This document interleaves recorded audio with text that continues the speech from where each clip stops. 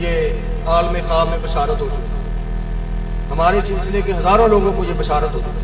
किसी को खौफ आया, किसी ने मसला सुना, किसी मौलवी साहब का बयान सुना, या मौत का मंजर किताब पढ़ ली, या कुछ भी मौत के बाद पूछी, खौफ तारी हुआ, उसने अर्ज की कि या अल्लाह मुझे दिखा मेरे साथ क्या होगा, मैं तो तेरे हबीब आज़म हुज़ूर नबी करीम सल्लल्लाहु अलैहि वसल्लम आपके सहाबा अज़वाज मुताहरात औलिया से मोहब्बत करने वाला हूँ, बहुत डर लगता है मौत से। तो हमारे साथ क्या होगा? तो उनको दिखाया गया कि जब फौत हुए कुछ भी नहीं हुआ, नज़ा की तकलीफ ही नहीं हुई। कब्र में लेके जाया गया, सवाल जवाब नहीं हुआ। हालांकि ये हुक्म है कि सवाल जवाब होते हैं, ये भी बात सच है, लेकिन जो सच्ची अकीदत मोहब्बत रखते हैं उनका हिसाब नहीं हुआ करता। और ये भी कुरान और हदीस से साबित है, हिसाब नहीं होता। बगैर हिसाब की जन्नत उसकी कब्र को ढाप दिया जाता है, उसी वक्त कब्र नूरानी हो जाती है जन्नत के नज़ारे। और ये हजारों लोगों को तस्दीक हो चुकी। ये हमारे सिलसिले का एक लड़का था, ये कुछ अर्सा हुआ, उसको अचानक गोली लगी जाती, पता नहीं चला कि किसने बाजार में किसने मारी, उसके बेचारे की। अब वो थोड़ी छोटी सी उम्र का था, 16-17 साल का बच्चा लड़का था। खैर नमाज़े जनाजा पढ़ दिया गया, जो ज़ाहिर हुआ कि पता नहीं किसने गोली किसको मारी थी या क्या वजह हुई, गोली राह चलते लग गई, उसको दफना दिया गया। अब दफनाने के बाद वो फिर हुआ कि जी ये कत्ल हुआ है, ये हुआ है, आपने करवाना था, इसका पोस्टमार्टम कराना चाहिए था। तो पोस्टमार्टम के लिए उन्होंने कब्र की खुदाई की।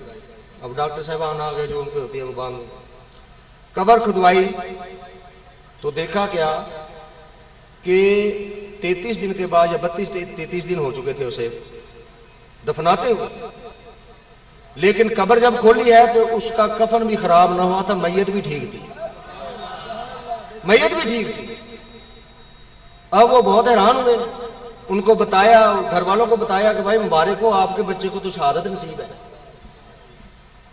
शहादत हुई है इस बच्चे की। लोग देखने आए, रिश्तेदार आ गए, शहर के लोग देखने आए, बहुत चर्चा हुआ, लोगों ने देखा अपनी आंखों से। तो ये है वो निस्बत कि लोग जो फौत हो रहे हैं हमारे सिलसिले में, उनकी रूहें आकर तलकीन कर रही हैं अपनी औलादों को कि ये दर ना छोड़ना, ये सिलसिला ना छोड़ना।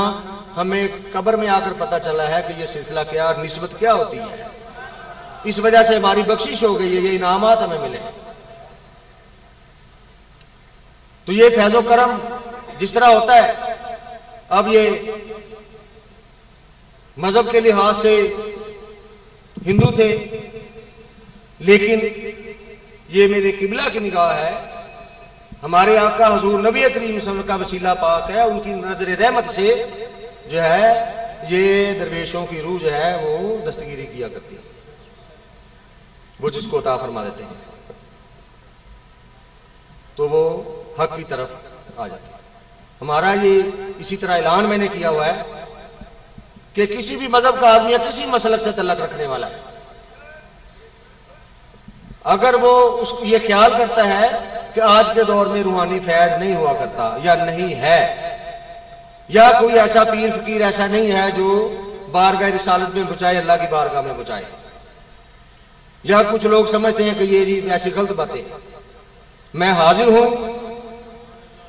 हर मजहब से, हर मसलक से, मैं कहता हूं कि सिर्फ 1 महीना मेरे साथ अटैच रहे, थोड़ा सा जिक्र फिक्र का तरीका मैं बताऊंगा, मेरे हाथ पे तौबा करे, हराम ना खाने की मुझे तसल्ली कर दे, अल्लाह के फजलो करम से उसको रूहानी तस्दीक ऊपर से ना आए, हुजूर पाक सल्लल्लाहु अलैहि वसल्लम की तरफ से ना आए, खुलफाए राशिदीन या बड़े बड़े जो औलिया गुजरे सबको मालूम है, उनकी तरफ से तस्दीक ना आए, मैं झूठा हूं, मुझे अल्लाह सानी सरकार ना कहना।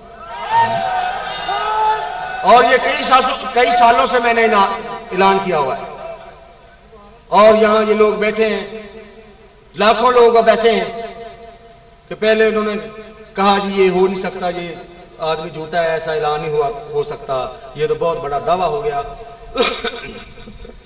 ये दावा मैंने नहीं किया, मेरे आका हुजूर नबी करीम सल्लल्लाहु अलैहि वसल्लम ने मुझसे ये हुक्म फरमाया कि ये ऐलान कर, फैज मैंने देना, ऐलान तू कर। मैंने उस वक्त से ऐलान कर दिया। अब जो लोग फिरकों में बटे हुए थे कि मैं देवबंदी हूं, देवबंदियों के आगे कई फिरके निकल गए, उनके मैं अहले हदीस हूं, उनके कई फिरके निकल गए, मैं सुन्नी हूं, उनके कई फिरकों में बट गए, शिया हैं वो कई फिरकों में बट गए, न जाने कितने फिरके बनते जा रहे हैं। और ये 73-72 फिरके इस जमात से निकलेंगे और निकल रहे हैं, बहुत थोड़े बहुत रह गए होंगे, बाकी तो मेरा ख्याल में निकल ही चुके हैं सारे। अब ये कुछ अर्सा एक फिरका इधर से जारी हुआ, वो कहते हैं जी नमाजें 3 होती हैं, 5 हम है ही नहीं, और नमाज का तरीका भी वो नहीं जो सारे मुसलमान पढ़ते हैं। मैंने शख्स को इतनी लंबी दाढ़ी सी सफेद कुरान की आयत पढ़ता जा रहा था, मैंने कहा भाई ये हदीस पाक की ये किताबें हैं, ये देखो हुजूर ने फरमाया, तो नौजुबिल्लाह कहने लगा जी मैं मानता ही नहीं इन्हें। मुझे एकदम मेरी कैफियत बदल गई, मैं क्या हुजूर की किताब, हदीस शरीफ की किताब वो बड़ी गुस्ताखी तो कहता जी इन्हों परे करो जी, मैं नहीं मानता, मैं तो सिर्फ कुरान को मनांगा, मैं नहीं हदीस को मानता। तो हुजूर नबी करीम सल्लल्लाहु अलैहि वसल्लम ने ऐसे फिरकों की वाज़ेह निशानियां इरशाद फरमाई है कि कुरान कहेंगे, कुरान की तबलीग करेंगे, लेकिन कुरान उनके हलक से नीचे ना उतरा होगा और दीन का उनके साथ दूर का भी वास्ता ना होगा, लोगों को गुमराह करेंगे और बगैर हिसाब के दोज़ख में धकेल दिए जाएंगे, उनका हिसाब नहीं होगा। फिरके चल रहे हैं, लेकिन ये उलमा करीम उलमा मशाइख तशरीफ फरमाए, बड़े बड़े माशाल्लाह आस्थानों के जय्यद उलमा और मुफ्ती साहबान मनाज़िर इस्लाम तशरीफ फरमाए। हमारा हर मजहब को, मसलक को ये ऐलान है, चाहे वो हमारे मजहब से तल्लक रखता है या किसी दूसरे मसलक से, मुनाजरा करना है, हमारे पास मशाइख मनाज़िर इस्लाम मौजूद है, बहस करना है। अगर सिरात मुस्तकीम देखना चाहते हो, यानी यकीन करना चाहते हो, ये फकीर मौजूद है, खुला ऐलान है।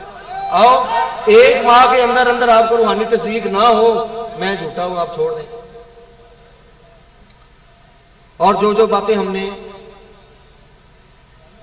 बताई हुकूमतों के मुतालिक भी, ये लोग इंटरव्यू ले रहे हैं, टीवी वाले और अखबार वाले भी आए हुए थे कि जी आप सियासी पेशन गोइयां भी आपने इतनी की हैं, ये क्यों सियासत से क्यों तल्लक है, दरवेशों का सियासत तल्लक नहीं होता। मैंने कहा भाई ये तो एक आम सी बात है कि हालात वाक़यात ऐसे हो जाते हैं, उनमें एक चीज़ जो है उलमा का भी काम यही है, मशाइख का भी काम ये है कि वो राह रास्त दिखाए, सीधा रास्ता दिखाए, गलतियों की निशानदेही करे, तो हर शहरी का फ़र्ज है और उलमा और मशाइख का ज़्यादा फ़र्ज है। अवामी नुमाइंदे हकीकत में औलिया अल्लाह है, जिनके पास हजारों बंदे रोजाना आते हैं और उनको जो हालात पता होते हैं, वो मैं ये समझता हूं कि ये MNA MP उसको भी नहीं मालूम होते। एक दफा वोट लेने आते हैं जो सिर्फ, बाकी 5 साल फिर कोई हाल नहीं होता अवाम का। सबसे ज्यादा अवामी हकीकी नुमाइंदे मशाइख हैं, जो हर किस्म के हालात से बाखबर होते हैं और इनका तल्लक अल्लाह रसूल के साथ भी होता है। हमें जो ऊपर से बात बताई जाती है, जो मीटिंग होती है, इसी तरह औलिया अल्लाह की फुकरा की मीटिंग होती है, बाहर के रिसाले से हम सुनते हैं, वो हम बात बता देते हैं। तो आपको याद होगा किसी स्टेज पर मैंने ये बयान किया था कि लोगों के काम नहीं हो रहे, लोग परेशान हैं। हमारी महफिलों में भी जिस आपका हुकूमत के लोग आते रहे और बयान करते रहे, आस्थाने पे भी हाजिरी देते हैं, दुआएं करवाते रहे, सीटें इनको जितवाई।